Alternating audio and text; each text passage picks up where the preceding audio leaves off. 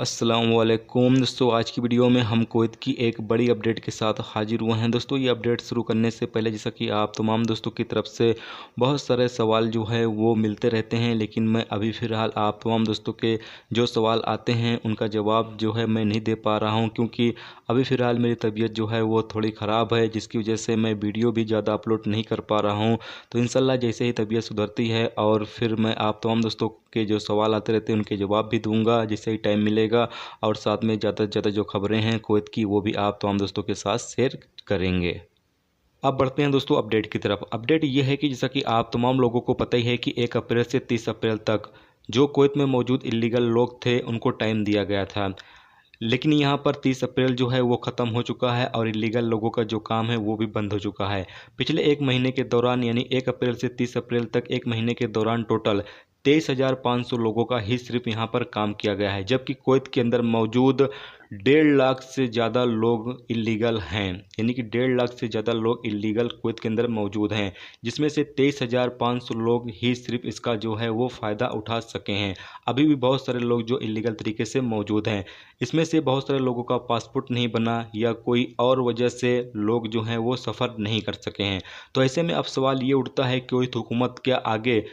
जो मौजूद इलीगल लोग कुवैत के अंदर अभी हैं उनको टाइम देगी या नहीं देगी। तो आप तमाम दोस्तों इसलिए कि अभी कुवैत हुकूमत इस हवाले से कोई भी अपडेट जारी नहीं किया है कि कुवैत हुकूमत की तरफ से आगे इलीगल लोगों को टाइम दिया जाएगा या नहीं दिया जाएगा। लेकिन एक अपडेट जो मुझे मिली है उसके मुताबिक थोड़ी सी ये उम्मीद पाई जाती है कि इंशाल्लाह कुवैत हुकूमत जो है वो आगे इलीगल लोगों को टाइम देगी। लेकिन ये टाइम कब मिलेगा आपको, इसलिए कि बहुत सारे अभी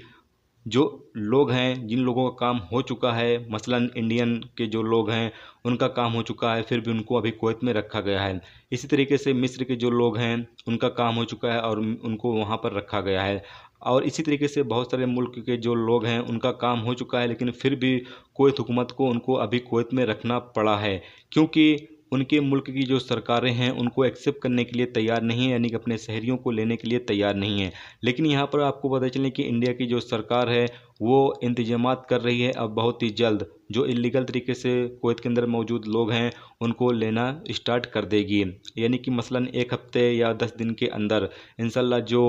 कुवैत में मौजूद इंडियन लोग हैं उनकी जो फ़्लाइटें हैं वो इंडिया के लिए रवाना हो जाएंगी। इसी तरीके से बाकी मुल्कों की जो फ़्लाइटें हैं वो भी कुवैत से उनके मुल्कों के लिए जब रवाना होना स्टार्ट हो जाएंगी और तमाम मुल्कों की जो सरकारें हैं वो अपने शहरियों को लेना शुरू कर देंगे, तो फिर जाकर कहीं इंशाल्लाह कुवैत हुकूमत जो है वो इलीगल लोगों को दोबारा छूट देगी, ताकि जिन लोगों का काम होते रहेगा उनको फ़ौरन ही फ़्लाइट के ज़रिए उनके मुल्क रवाना किया जाता रहेगा। तो इस हवाले से अगर कोई और अपडेट आएगी तो इंशाल्लाह आप तमाम दोस्तों के साथ शेयर ज़रूर करेंगे। लेकिन यहाँ पर आप तमाम लोगों से कहना यही चाहते हैं कि अगर आपका पासपोर्ट अभी तक नहीं बना है या नहीं मिला है तो आप इंडियन एम्बेसी या बाकी आप जिस भी मुल्क से ताल्लुक़ रखते हैं आप अपने एम्बेसी से बात करते रहें, ताकि आपका जो पासपोर्ट है वो बना दिया जाए और आपको मिल जाए तो आप रखे रहें, ताकि दोबारा जैसे ही कुवैत हुकूमत की तरफ से अनाउंसमेंट किया जाए आप फ़ौरन ही अपने मुल्क के लिए रवाना हो जाएं। तो ये एक अपडेट थी जो आप तमाम दोस्तों के साथ शेयर किया जाए। तो उम्मीद करता हूँ दोस्तों ये वीडियो आपको पसंद आई होगी। पसंद आई है तो लाइक और शेयर जरूर करें। चैनल पर नए हो तो चैनल को सब्सक्राइब करके साथ में बेल के आइकन को जरूर प्रेस कर दें, जिससे जब भी मैं कोई न्यू वीडियो डालूँ उसका नोटिफिकेशन आप तमाम दोस्तों को मिलता रहेगा। चलिए दोस्तों मिलते हैं नेक्स्ट वीडियो में नेक्स्ट टॉपिक के साथ। जब तक रखिए अपना ख्याल, ओके, खुदा हाफिज़।